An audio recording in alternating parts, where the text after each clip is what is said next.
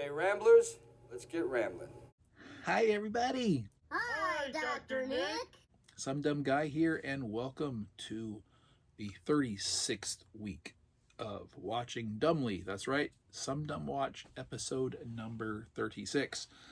We'll be covering the week of June 2nd through June 8th this week. Of course, this is my weekly series in which I chronicle what I have watched from the physical musical media library and any theatrical viewings I attend. So, what did we watch this week? Let's find out. First and foremost, from my recent unboxing of a eBay new but second-hand purchase, because 20th Century Fox production via the Rodent House, in which we do not support directly, I broke out and watched for the first time in many years Romancing the Stone on Blu-ray, and followed up by The Jewel of the Nile. Oh, Romancing the Stone, that's a semi-regular rewatch for me. I love the movie. I've always loved the movie. It's great fun. I never tire of it. Jewel of the Nile, however, this was only my second time watching the film. I'd already had it on DVD because I had bought the DVD 2-pack many moons ago. Never got around to watching it since it was at least moderately new. I think this one came out 4 or 5 years after. This was 84 and I think this was 89. Jewel of the Nile sucks. It sucked when I first watched it as a youngster. It sucks watching it now, 35, maybe some odd years later, however long it's been since I last saw it. I don't know. Hey, sugar. Yeah, from what I understand, the making of this movie resulted in a big falling out between Kathleen Turner and Michael Douglas. There was firings of original screenwriters, rehiring of original screenwriters. I don't know necessarily which was the better call. But judging by the finished product, since they rehired the original screenwriter on Kathleen Turner's behest. I didn't say Kathleen Kennedy earlier, did I? I sure hope I didn't. Kathleen Turner. Yeah, if this original screenwriter was rehired at her behest, shame on her, because god damn, this is a bad movie. There's no redeeming value to it whatsoever. I mean, minus a little down the blouse action when Miss Turner, who doesn't like to wear a bra apparently, leans over and, oh hey, oh, thanks for the view. Yeah, Romancing the Stone, great fun. In fact, you know what? And the funny thing is, what I did on this is, because I hadn't seen it so long, I actually went and watched them in reverse order. Just because I was kind of dreading rewatching it anyway. But, yeah. Those of you who haven't seen it, I would not recommend it. Stay away from it. Stick with Romancing the Stone. Great director. Great musical score. You know, it's Robert Zemeckis and it's Alan Silvestri, and great combination. Kathleen Turner, Michael Douglas, great chemistry. It's sharp, it's fun, it's briskly paced. It's just a lot of fun. The other one, you've got some of the ingredients there, but none of the same result. Next up, we have The Three Amigos. Haha. Now, I'd only ever seen this once. Many, many moons ago when it was relatively new. Back in the yesteryears, I want to say this was probably around 87. Oh, look at that, 86. This is an Orion picture. That's how far back this goes.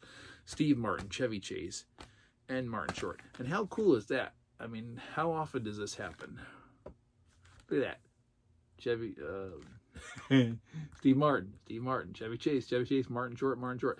How often do they do that, where they actually get the alignment right with the name in the picture? It's little things I kind of like, right? Yeah, I'm watching this, and I've got this one recurring thought. You've got the story of these three now washed up early 1900s silent film actors. And they're kind of like a pseudo-Western hero type archetypes.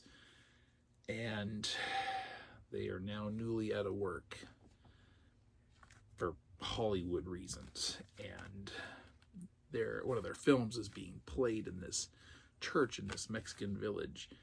And a neighboring village is being terrorized by these local banditos. And this young lady and I think it's her little brother are looking for somebody to liberate them, and kind of like a Magnificent Seven kind of scenario. Hey, we've got a little bit of money. Can we pay someone to get these people out of here? They're having no luck at all, and they end up in this town, go into the local church, which is like being subbed as a local kind of mini or movie theater, showing the locals the latest silent Three Amigos film. And they're captivated. They're actually thinking that what they're watching is real, because they've never seen a film before. So they go over to the local telegraph office and contract to have a telegraph sent to Hollywood to try to solicit the Three Amigos to come save them. But because they don't have enough money to pay for a full telegram, because it's charged by the word, the telegraph operator does some creative editing to make it cost effective and then sends it off, and the whole message, the purpose of the message, gets lost. So when they get it, they think they're being hired to do a film to appear in this town for a movie, basically. I think their popularity has spread to Mexico, and now they're in demand there. So they go down thinking they're going to shoot a film and end up running into trouble and have to contend with a real life scenario. Now, the whole time I'm watching this, I'm thinking, you know what? Was Tropic Thunder inspired by the Three Amigos? What you think? Maybe? I don't know. Good fun. Miss the 80s. You don't get movies like this anymore, with casts like this anymore. Yeah. But having just watched National Lampoon's European Vacation and knowing I had recently bought Three Amigos, it felt timely for me to go ahead and revisit that one. So I'm glad I did. Next up, this was a blind watch for me. This is, I guess, my only physical new watching for the week. This one was recommended to me actually by an employee at my local Best Buy, Barnes & Noble. I was picking up a copy of The Seven Samurai, and the cashier who was ringing me up for it said, "Hey, do you like Toshiro Mifune?" And I go, "Well, yeah, I'm buying one of his movies. What do you think?" He goes, "Well, you should look up this one if you like it." I said, "Okay." So I went and looked. Of course, I think there was a Blu-ray. It's out of print. Of course, the DVD is out of print, but I ended up searching around and I found a cost-effective DVD on it, featured it in a recent eBay unboxing, or unenveloping, I guess in that case. And this is Hell in the Pacific, starring Toshiro Mifune and Lee Marvin. And I don't think I'd ever seen a Lee Marvin film off the top of my head. I know he's well known for The Dirty Dozen. I think he won an Oscar for that. I own it. I have yet to watch it. I know of Lee Marvin, but I'm not sure if I ever watched anything. And it's clear, just as Seven Samurai did, that this inspired some other films. I see inspirations in Enemy Mine that came after this. This is from 1968. And possibly even Tom Hanks's Castaway might have actually taken, Robert Zemeckis, again, might have actually taken some inspiration from Hell in the Pacific in making this film. It's not what I understood this to be, whether I'd heard or read in the past. I was envisioning a story of an American and Japanese soldier ending up stranded on this island in the Pacific, fighting each other for survival in like a cat and mouse ongoing thing, unaware that the war had actually ended and continuing it in their own little private two-man war on this island. that's really not the case here. The war has not ended. They are there. We get his story about how he ends up on the island. This character, the Japanese soldier, he's already there. We don't know how he got there. It's never really revealed. It doesn't matter. But this is a tiny little island, I guess. You're not aware of that until towards the end of the film. And the beginnings of it is kind of a cat and mouse thing. It's kind of hard to take seriously initially because the motivations for what they're doing, what they're trying to accomplish against one another, are kind of vague. I had a little bit of trouble with that for like the first, 20 to 30 minutes of the film, which is like, Overall, it's great. The ending really caught me off guard. No spoilers for that one.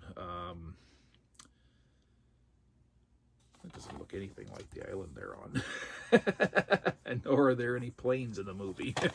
Although, at least he was a pilot, and that's how he ended up. He crashed and ended up on this island. But it's not, that's actually in the film. I didn't really look that in detail into the cover before I watched it. But anyway, no, it's a good movie. The tagline, two wartime enemies with one chance for survival, each other. And yeah, that's probably the case. A movie that fully humanizes war from Boston After Dark. It's an interesting quote. This is directed by John Boorman of Excalibur fame, which is probably the only other John Boorman film I'd ever seen in my life. But I liked it. I did overall. It just it was a little bit of a rough start for me. And lastly, here we have still plugging away season 9 of Seinfeld.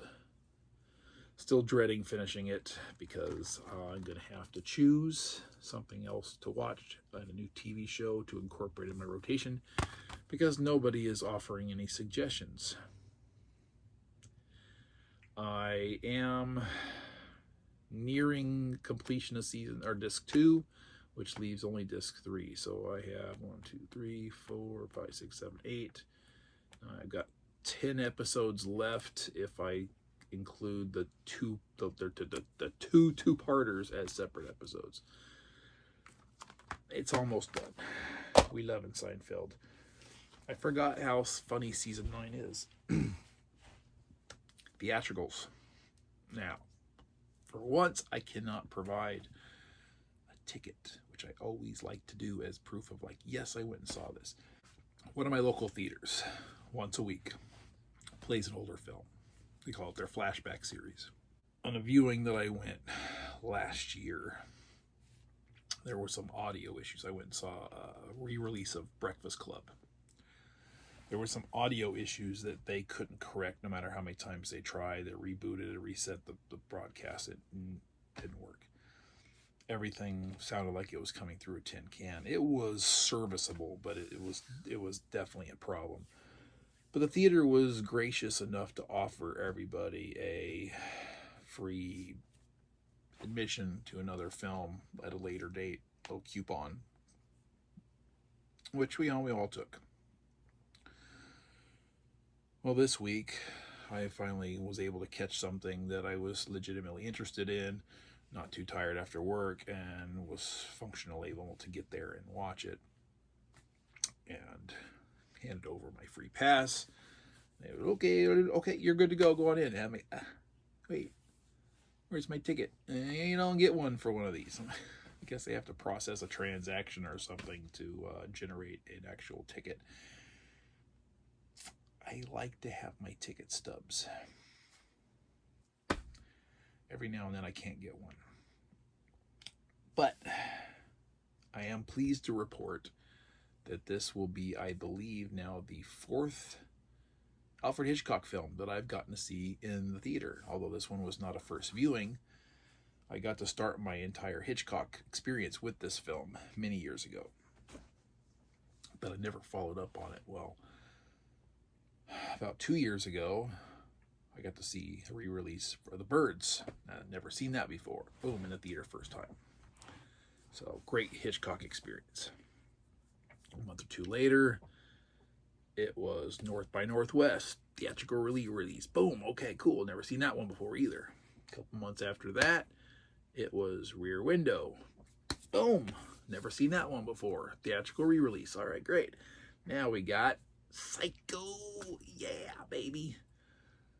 Not the best theater to watch this kind of movie, and it's older and decrepit, and the screen quality is not great. And it's like, okay, I know how good this film looks on 4K now, just like all these other Hitchcock films that are available on 4K.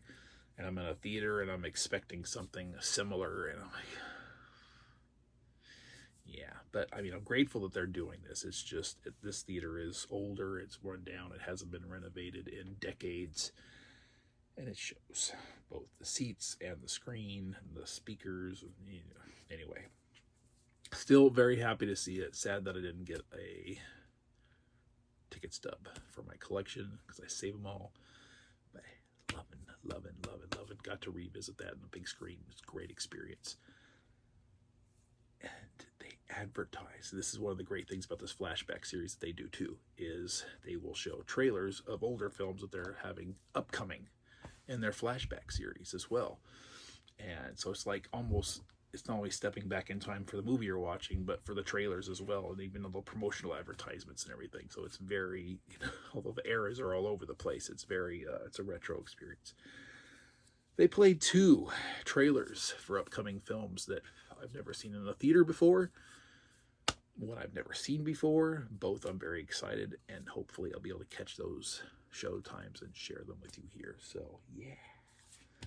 Next up, that first view, and that, by the way, that was a Tuesday evening at 7:30 show time, because I like to share that for whatever reason. Next one was Thursday at 2 o'clock in the afternoon.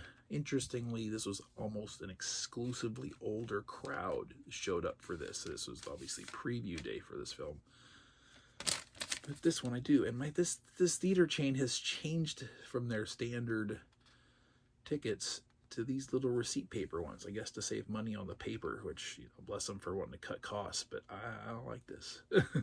I don't like this at all. When I fold this in there, I used to put my ticket stubs in my little credit card slots so I can pull them right back out. They don't fit in there anymore. So I gotta fold them in half and put them when the money goes in my wallet. Anyway, rambling. I saw the Phoenician Scheme, and that is Wes Anderson's new film, and quite an interesting, quirky little experience. I really had fun with it. I thought it was very witty, very stylized, as Wes Anderson films are. I don't see a whole lot of them, but I enjoyed this one quite a lot. I think it very much would benefit from subtitles on the screen, because some of the dialogue was just, and like, what? Okay. Good times, though. Last but not least, because we're dragging, I talk too much. Last night, no, not last night, because this is Sunday. Friday night, 5:25 p.m. This one, I had to rush. Drive home real quick, jump in the shower, get clothes on, jump back in the car, drive to the theater, because I didn't have time to do my normal walk, even though it's only 3/4 of a mile. Anyway, long story long, I saw Ballerina, John Wick spinoff, and although initially concerned and hesitant about where this film would go, I was very pleasantly surprised overall. Had a great time with it. It was a lot of fun.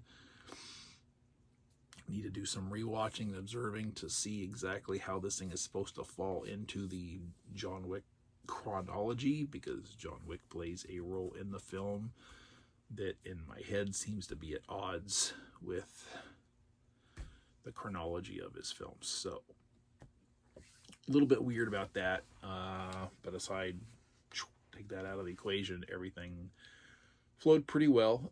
It started to feel a little bit long in the tooth towards the end, but not excessively so. I think I was probably just really worn out from work more than anything else, but I liked it, and it's definitely a contender for a library edition, so we'll see what happens there. Anyway, that's it. We're done. Too long. Once again, as usual, Kitty's blurry. Say hi to Sleepy Sugar right there. Thank you for joining me again. What'd you think of my watches for this week? What did you watch this week? Let me know. Word box below. Good night. Thank you. Bye-bye. Alan.